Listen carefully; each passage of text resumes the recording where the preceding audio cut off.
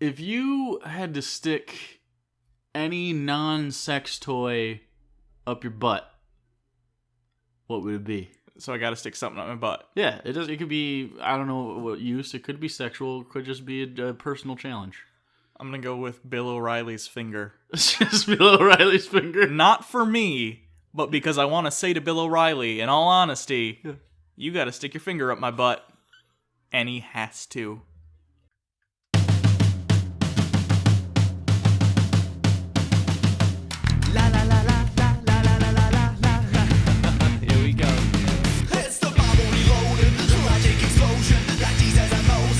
Hugo and Jake, the Bible is jaded, and most of it taken, so get educated with Hugo and Jake. Pull up you and stop what you're doing, it's Bible reloaded time. They call it debated, the theist will hate it, like talking to taken, but it's Hugo and Jake. So I'm with the show then, it's not candy coated, it's the Bible reloaded, with Hugo and Jake, with Hugo and Jake.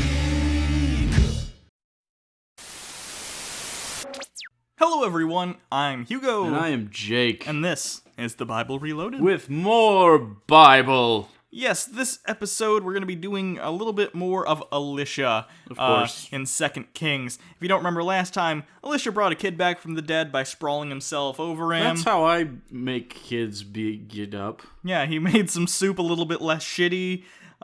He made some bread last a little bit longer. He's the king of mundane miracles, and we're going to continue that theme today with some stuff. Some stuff? Yeah, some stuff. You have anything to add? You say miracles with an A. Miracles. What am I supposed to say? Miracles? Yeah. That sounds weird. It's a sharp I. I don't like that. I gotta say miracles. Miracles? I gotta. That doesn't even make sense. I can't say miracles. It sounds wrong to me. It's like saying the roof of my house. What's wrong with the roof of my house? Now I'm gonna say that just to bug you. I got a flat toyer today. I'm gonna slowly rub away at our friendship with improper word use until there's nothing left. like 200 grit sandpaper. Yeah. Yeah, just kind of buffing it away until it's down to the pulp. Yeah. So today we would start in chapter 5 of 2 Kings, but it's very boring. All that happens is there's an official of the king that gets leprosy. His name's Naaman. He goes to Elisha and is like, hey, can you help me? Elisha gives him instructions. This guy doesn't believe him. He basically dips in the Jordan, and now he doesn't have leprosy, which, by the way, leprosy in the Bible to the Hebrews can be any skin ailment, so maybe he had psoriasis, or actually leprosy, or acne. Whatever, something that made him look not too pretty. Yeah. A little, kind of like Seal. Imagine Seal. It was Seal. It's pretty much a basic conversion story, only this guy gets miracle cured. Yeah. So, today we're actually beginning in chapter 6, an axe head floats. Surprise! It's super exciting. An axe head will indeed float. The company of the prophets said to Elisha, look, the place where we meet with you is too small for us. Let us go to the Jordan, where each of us can get a pole and let us build a place for us to meet. So, it's open air. This is as big as it gets. No, but we want like an inside building that's really big. It feels bigger if it's constrained. It's just poles, though. You're just putting poles around? That's just a henge. It's so we know how far we should go. And he said, go. Then one of them said, won't you please come with your servants? I will, Elisha replied, and he went with them. He's a really good boss. Yeah, he's like, okay, I'll go to pole henge. Why don't you put the poles in? All right. They went to the Jordan and began to cut down trees. As one of them was cutting down a tree, the iron axe head fell into the water. Oh no, my lord, he cried out. It was borrowed. No! That's why you never borrow an axe. You don't try not to borrow tools from your neighbors, guys. I'd be less concerned with the axe head falling into water and more that you broke it anyway. Even if you get the axe head back. Right. It is now broken. You have failed your friend, random Bible person. You ever wonder if you're ever going to be remembered by history? Like, will anyone remember anything? And if so, what will they remember you for? This is the one Jew that broke his neighbor's axe, and the guy's like, you better fucking write this down in the Bible. I know, like, oh, what am I going to be remembered for? Pissed. Fucking up. You're the guy who fucked up. Just tell him a miracle happened, but I want him down. The man of God asked, where did it fall? When he showed him the place, Elisha cut a stick and threw it in there and made the iron float. That doesn't... So he threw a stick in the water, and somehow it changed the density of the axe head, because that's how buoyancy works, the density versus the same volume of water, and it floated. Yep. Lift it out, he said. Then the man reached down his hand and took it. And that's the end of that miracle. So Elisha, all he did was fucking, save this guy from having to have an awkward conversation with his neighbor about how he dropped his axe head in Like water. the one time he made the soup taste not as shitty. I understand that tools would be comparably much more expensive back then and much more valuable, but I gotta assume axes are still a thing you can get somewhere. Well, yeah, they had kingdoms. I know, like, it's just an axe. out of all the things God powers can do, I feel like this might have been a little bit frivolous. You know what would have been a really good miracle? Is if instead of, like, the axe flies into the water and he's like, oh, well, I guess the fucking axe is broke. You're gonna have to deal with that with your friend. But check this out. Points at the forest and goes, boom! And then all the fucking trees fell themselves. And now they have wood for their pole henge. I think it'd been more impressive if he said, here's your friend's axe head, also here's a fucking axe. Don't break this one is yours. Maybe you'll respect other people's property now that you understand ownership. The next part starts in chapter 6, verse 8. Elisha traps blinded Arameans. That sounds so mean. It is. That sounds mean-spirited. Now the king of Aram was at war with Israel. After conferring with his officers, he said, I will set up my camp in such and such a place. Oh, is that what it says, Bible? In such and such a place? It must have been real easy to be a historian when there were no, like, standards of, should we write down, like, specifics, like where things were? Nah, just it was in a place. People aren't going to want to know what happened. They don't need to, check if this really happened. Just, it was in a place. Whatever. The man of God sent word to the king of Israel, beware of passing that place, because the Arameans are going down there. So the king of Israel checked on the place indicated by the man of God. Time and time again, Elisha warned the king, so that he was on his guard in such places. It's real good to have a psychic on your side. It's real handy. This enraged the king of Aram. Well, how? He's just really I mad. just can't ever catch him. Yeah. He's Just can't get him. It's like a cartoon villain from the 80s and 90s. He's like Dr. Claw. I'll get you next time, Gadget. But it's in the desert or something. It's a joke I'm trying to craft. How's it going? B-. Oh, It's that's higher better. than I thought you'd get. Honestly, D's get degrees. So if I'm doing B-, I'm in good shape. I thought it was C's. No, it's D's. Is it? Yeah. Well, maybe you just don't. I don't think you have degrees. He summoned his officers and demanded of them, tell me which of us is on the side of the king of Israel. That would have been real impressive if that had worked. Which one of you's the mole? Guilty. Troy. You, for real? I trusted you. Everyone knows Troy's a royal cunt. None of us, my lord the king, said one of his officers, but Elisha the prophet who is in Israel tells the king of Israel the very words you speak in your bedroom. Whoa. So how does this person know that? This guy's clearly the mole. Yeah, he apparently you knows outed the yourself. workings. Well, I'm not gay, but I could tell you exactly how dicks taste. Salty. Salty dicks. Salty. Not too salty. Not like overpowering salty, but like salty, like fleshy. Yeah. Like, you could tell it's in between your legs all day. Like, imagine you stuck your hand in between your legs and let it sit there all day, and then you took it out and licked it. That's what your dick tastes like. Go find out where he is, the king ordered, so I can send men to capture him. The report came back, he is in Dothan. Then he... Dothan? Yeah. Sounds very Star Wars. I feel like we've had this exact same conversation before. With the same city. Is it because it sounds like Bothan? I think it is. Many Bothans died to get these plans. Which is good. Bothans are fucking assholes. No one cares. Hate 'em. Then he sent horses and chariots and a strong force there. They went by night and surrounded the city. When the servant of the man of God got up and went out early the next morning, an army with horses and chariots had surrounded the city. Oh no, my lord, what shall we do? The servant asked. You're not in the army. Nothing. You're not going to do shit. You're going to sit there and hope you don't die. Yeah. Don't be afraid, the prophet answered. Those who are with us are more than those who are with them. That's a weird way to say we have more people. You don't have to be pretentious about it. Yeah. He's poetic. He makes axe heads float. He needs to say things uniquely. This is the kind of guy that puts on a fake British accent just around the house. Kind of like Madonna.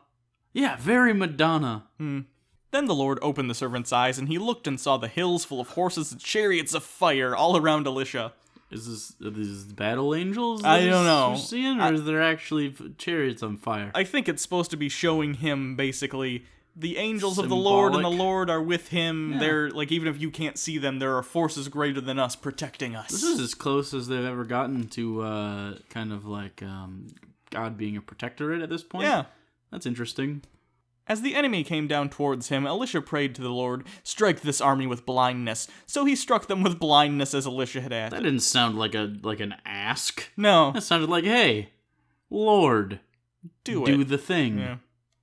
I'm also can he just ask God to blind anyone he wants? Did God check what the situation was, or did he just hear that and go, "Oh, okay"? You know God's not checking that shit. Nah, he let him not. have attack bears and killed boys. At best, he's like, "Oh, blindness, this'll be fun." Yeah. That's a fun one. Watch him trip. I'm used to murdering people. I just want to ruin their lives. Elisha told them, "This is not the road and this is not the city. Follow me. I will lead you to the man you are looking for," and led them to Samaria. So let me paint a picture for you, wonderful people out there on YouTube. This army is surrounding this city in order to capture Elisha. Of course. They all go blind at the same time, simultaneously. None of them are like, "Holy shit, are you blind too?" And you're like, "No, it's fine." They're calm enough that Elisha can leave the city and go to them and say, "Hey everyone, you don't know who I am. I'm definitely not Elisha though, don't worry about that. Let me take you, because you're at the wrong place." And all the people in the army were like, "This is good. I'm glad we found this guy. He's being very helpful in our time of need. We've all just become blind. I'm sure this is going to be a struggle for us." I felt like before we lost our sight, we were in the right place, but now I'm disoriented. Yeah. And frankly, I'm gonna listen to this guy because he can see. Yeah. I can't see. Gotta trust him. Gotta trust the guy that can see, right? I'm no Matt Murdock. Definitely I not. can't do it alone. I can't do the daredevil things and all the jumpy hibbly bibbly stuff he does with the sticks and the red things. Yeah. I'm in the desert and I'm a Jew and I'm blind now. After they entered the city, Elisha said, "Lord, open the eyes of these men so they can see." And then the Lord opened their eyes, and they looked, and there they were inside Samaria. And then Elisha flicked them all off. He's like, fuck off! When the king of Israel saw them, he asked Elisha, "Shall I kill them, my father? Shall I kill them?" "Do not kill them," he answered. "Would you kill those you have captured with your own sword or bow?" Sometimes they do. Like all the time in the Bible, so that's not a very good thing to ask. "Set food and water before them so that they may eat and drink and let them go back to their master." So he prepared a great feast for them, and they had finished eating and drinking. He sent them away, and they returned to their master. So the bands from Aram stopped raiding Israel's territory. That was better than what David would have done, I know. suppose. It's interesting to me that they were just like, "Okay, you guys want some food?" And they're like, "I should be attacking you, but today I've been through so much shit. Okay, I'll take some pita bread with some light olive oil on it, maybe." I was blinded, and now I am no longer blinded. I'm just grateful. I'm chalking this one up to a win. Yeah. Today is a net positive, or at the very least I broke even. So. None of us died. Usually in the desert, some of us die. Basically, the Bible is like Mad Max, but without the cars. And plus bears. Mad Max would be really rad if he just rode bears into things. Oh man, battle Mad Max bears? Yeah. Oh, come on. Now we move on to Famine and besiege Samaria. This is good. This has cannibalism. You like cannibalism?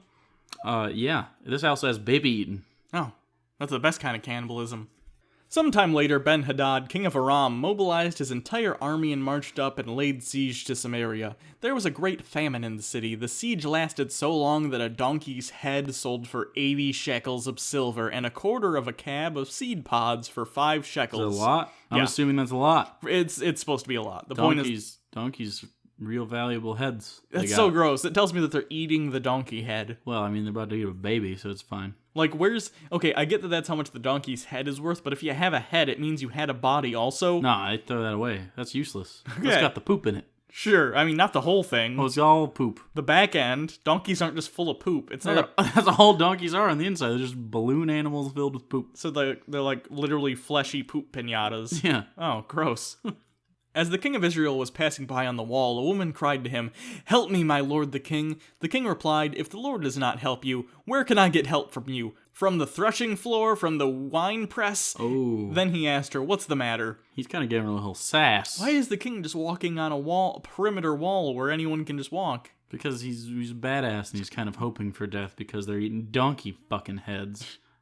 She answered, "This woman said to me, 'Give up your son so that we may eat him today, and tomorrow we'll eat my son.'" That's a reasonable request. That's fine. That's bad planning, though. You'll see why. "So we cooked my son and ate him." Whoa! Yeah. There was no lead into that whatsoever. She's like, we cooked him. Yeah. He was good. He was fine. Yeah. Kind of human tastes like a mix between pork and lamb. Fun fact. The next day I said to her, "Give up your son so that we may eat him," but she had hidden him. Well, no shit. See, what they should have done if this was like a well thought out plan, we'll kill both our sons, cook them both, and then Save one. and then one of us. Actually, they don't even need each other for this transaction. Let's just both kill our sons and eat them. We'll get the same amount of meat, the same amount of child meat, which isn't. You ever had veal? It's probably like veal because they're not very muscular yet because they're babies. Well, also they were malnourished. It's stringy. Maybe stringy. Stringy, ugh. I don't want a stringy brown baby. When the king heard the woman's words, he tore his robes. As he went along the wall, the people looked, and they saw that under his robes he had sackcloth on his body. He said, "May God deal with me, be it ever so severely, if the head of Elisha, son of Shaphat, remains on his shoulders today." What? He's blaming Elisha for the retribution that Aram is laying upon them. Right, because he didn't murder them. Yeah, pretty much. But the good guys are eating babies. Yeah. So can we talk about that for a fucking second? Okay. The good guys are eating babies and God's not smiting them. He's just like, yeah, I guess you're eating babies now. Is a baby in place? If God didn't want him to eat the babies, he wouldn't have made them so tender and soft. They get crackly when you cook them. Yeah, like suckling pigs. Yeah. Like you touch the outside and you're like, ooh, this is going to be a good-ass baby. Get your big knife off and cut a little bit of that skin out and eat it, and like a little crackling. Yeah, and you're like, oh, this could go for a couple more minutes. Maybe you shove some stuff in it to get the flavor in there. Onion, a whole onion. Or if you really want to go all out and have like a culinary masterpiece, take a donkey head, stuff it with a child. Oh, it's like a human turducken. Yeah, and then nice. The flavors will seep into each other, and then you're like, this donkey head tastes just like child. Now Elisha was sitting in his house, and the elders were sitting with him. The king sent a messenger ahead, but before he arrived, Elisha said to the elders, "Don't you see how this murderer is sending someone to cut off my head? Look, when the messenger comes, shut the door and hold it shut against it. Is not the sound of his master's footsteps behind him?" While he was still talking to them, the messenger came down to him. The king said, "This disaster is from the Lord. Why should I wait for the Lord any longer?" He's not wrong. God is sitting by idly and saying, I could stop this immediately. Clearly, I have no qualms about blinding enemies whenever. It's just that I kind of want to see people starve and eat their babies. Yeah. Like, what? It's so weird to give God credit when this works out, and then also be like, but it wasn't his fault when he was letting them eat babies, even though he could fire a tornado everyone around that city and take care of it. He could manna them. Yeah. Doesn't he have manna still? He did that before for a long, 40 years. He put, you know how some movies go into the Disney vault? Sure. Manna went into the God vault. Oh, does he dive into it like Scrooge McDuck? And he's like, ha ha ha, I have all this and you have nothing. Yeah, pretty much. And then he just has one dead baby that he doesn't eat because he doesn't need to. He's got manna. Just likes to look at it. Yeah. Remind him. Elisha replied, "Hear the words of the Lord. This is what the Lord says. About this time tomorrow, a seah of flour will sell for a shekel, and 2 seahs of barley for a shekel at the gate of Samaria." This is considered a Bible prophecy, by the way. That's so stupid. Any Bible prophecy that's fulfilled within the same chapter, much less the same fucking story, it's not a prophecy. That's just a story. That's again, within Harry Potter saying that, oh, they said in the first book he's the chosen one, and the last one he's the chosen one. No, it's a narrative that was crafted. Or that there are other Horcruxes and they find other Horcruxes. Yeah. It's it was written that way. That's the point. It's a story. The person who wrote it after the fact. Yeah. Anyway, and also the prices for those things are very low, is the impression. He's saying that prices are so high for things right now, but by tomorrow they'll be super low and everything will be affordable and people won't have to eat their babies. You still can, because apparently there's no repercussions for that, but you won't have to. Yeah, I mean, now you can have bread and baby. The officer on whose arm the king was leaning said to the man of God, "Look, even if the Lord should open the floodgates of the heavens, could this happen?" "You will see it with your own eyes," answered Elisha, "but you will not eat any of it." Oh, snap. So this guy being a little bit skeptical to Elisha's claims, and Elisha says, "How fucking dare you not take the thing I'm saying? You're gonna die. I've just sentenced you to death with my voice. That's how powerful I am. I usually use this power to make soup less shitty, but today I'm using it to kill you." At least it's not via the bears this time. Yeah. Yeah, so this guy's been cursed by Elisha, and we'll see what happens next time. He's gonna die. Spoilers. Yep. And shit's gonna get cheaper, and no one's gonna have to eat their kids anymore. It's not gonna be a big deal. Yeah. No one will care. Pretty much spoil that cliffhanger. You don't even have to watch anymore. We don't know how to. Then eventually Jesus shows up and he gets killed. Yep. That's the Bible. The end. You're welcome. So, thanks everyone. If you want, you can always check us out on Twitter at Bible Reloaded. You can check out Hugo at Hugo Reloaded. You could always subscribe and catch more of our Bible study. This was the 89th. We are 11 away from a round number that people care about. It's a base 10 thing. Yeah, That's why. I think so.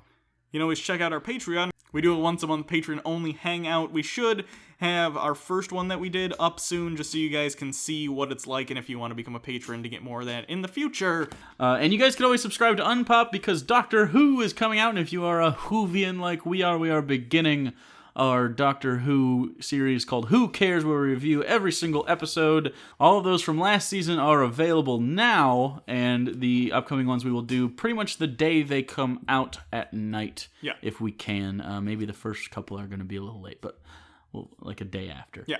But it's a good time, so you should subscribe over there if you like that. And if you don't like Doctor Who, we have other shit too. I don't really care. I played Mount Your Friends the other day. It was a good time. Yeah. We mounted our friends. So, anyways, thanks everyone. Until next time, I'm Hugo. And I am Jake. And this has been How to Cook Your Baby with Hugo and Jake. What you do is you cover it. You cover it in olive oil. Nice light coating, right?